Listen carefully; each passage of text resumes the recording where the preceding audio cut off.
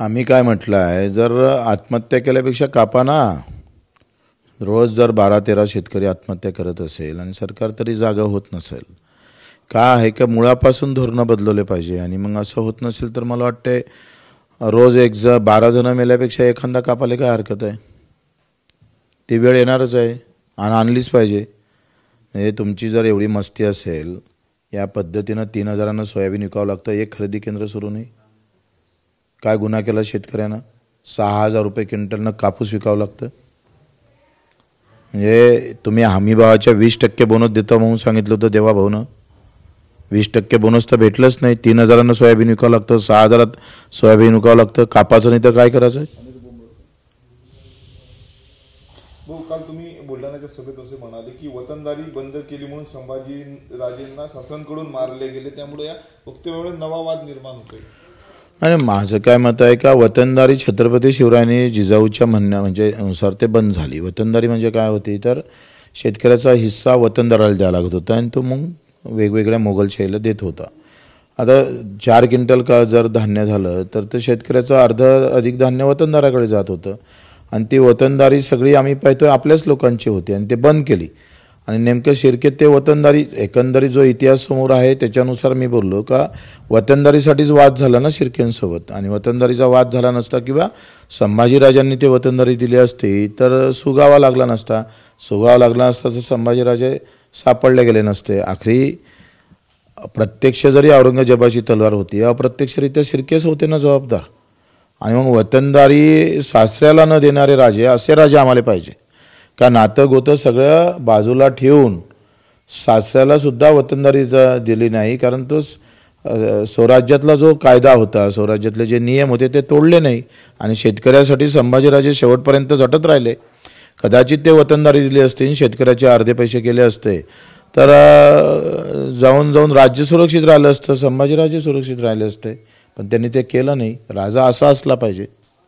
काल ज्या पद्धतीने तुम्ही वक्तव्य केलं आमदारांना कापण्यासंदर्भात, त्या संदर्भात आता सत्ताधारी नेत्यांच्या प्रतिक्रिया यायला लागलेल्या आहेत. प्रवीण दरेकर असे म्हणाले की बच्चू कडू यांना गांभीर्याने घेऊ नका, वाद निर्माण करणाऱ्यांचं नाव बच्चू कडू आहेत असे ते म्हणाले. आणि संजय राऊतांची सकाळी पिपाणी वाजते, आता बच्चू कडू यांचा ढोल वाजत आहे असं त्यांनी म्हटलेलं आहे. ते कसं आहे, आखरी त्यांना पक्ष सांभाळावं लागतं. सध्या त्यांना मंत्रिपद वगैरे भेटलं नाही, तेवढं बोलावं लागेल ना त्यांना येऊन पहा म्हणा.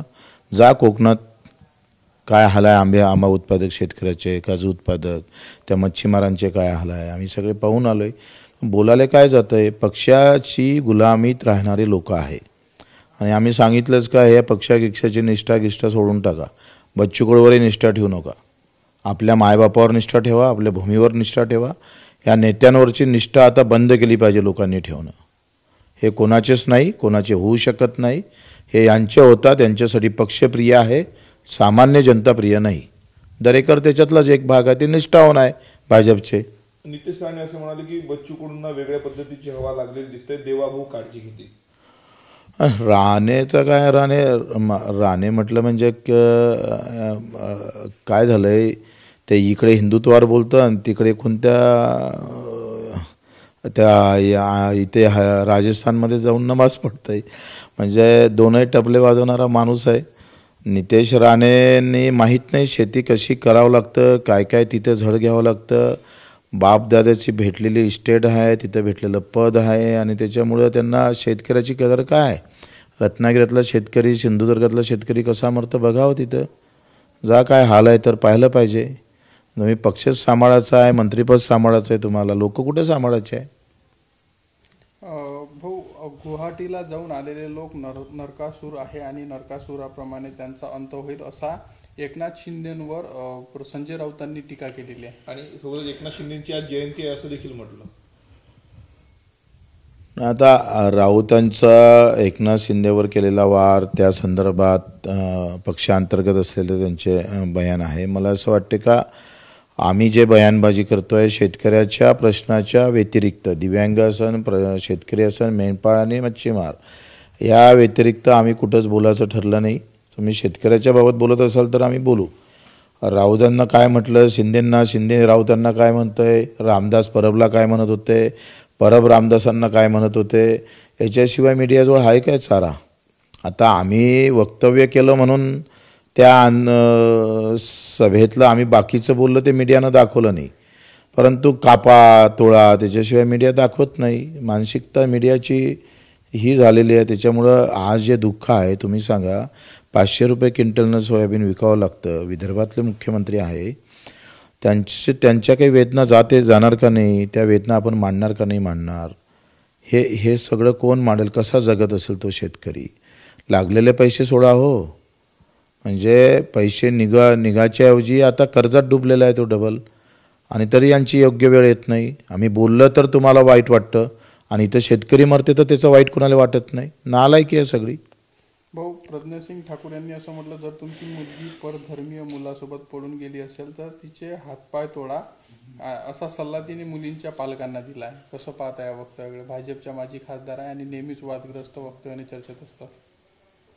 नाही, मला असं वाटतं का मग भाजपच्या किती लोकांच्या मुलीनं मुस्लिमांसोबत विवाह केलेला आहे, आणि मग त्याबाबत मला असं वाटते का मित्र मुलींचा दोष म्हटल्यापेक्षा त्यांचे बाप गिप माय ते पण आडवे घेतले पाहिजे. आणि दुसऱ्याला तोडा म्हटलं तुम्ही काय करताय, हे अशा पद्धतीचं वक्तव्य करून पुन्हा समाजामध्ये तेढ निर्माण करण्याचं काम केलं जातं आहे. आखरी हा जर एकंदरीत आपण जर पाहिला 300-350 वर्षाचा इतिहास, तर मला असं वाटते का त्यांचं इतिहासातलंही ज्ञान कमी आहे. आता एखादी मुलगी एखाद्या मुस्लिमांसोबत पळून गेली, आता ती स्वतः इच्छेनं गेली असेल आणि तिच्या हातपाय तोडण्याची ही जी मानसिकता आहे, याचा अर्थ हा हिंदू धर्म नाही आहे. हिंदू धर्मानं हे शिकवलं नाही. जबरदस्तीनं नेली असं ते भाग अलग आहे. ती स्वतःच्या इच्छेनं जेव्हा जातं, तर प्रेमात थोडं नातं गोतं जात असतं, प्रेमांद आंधळं असतं. त्याच्यानं प्रेमानं जर एखादी गोष्ट होत आहे, आता मुस्लिमांच्या पोरी हिंदूकडे आल्या नाही का, आल्या, मग त्यांच्या हातपाय तोडायचे. तुम्हाला हातपाय तोडल्याशिवाय दुसरं काय सुचतंय? तुम्हाला हातपाय जोडणं नाही जुळत, जमत नाही. त्यांना ज्यांचे हातपाय तुटले त्याच्यासाठी तुमचं कधी वक्तव्य येत नाही, तोडण्याची भाषा करताय.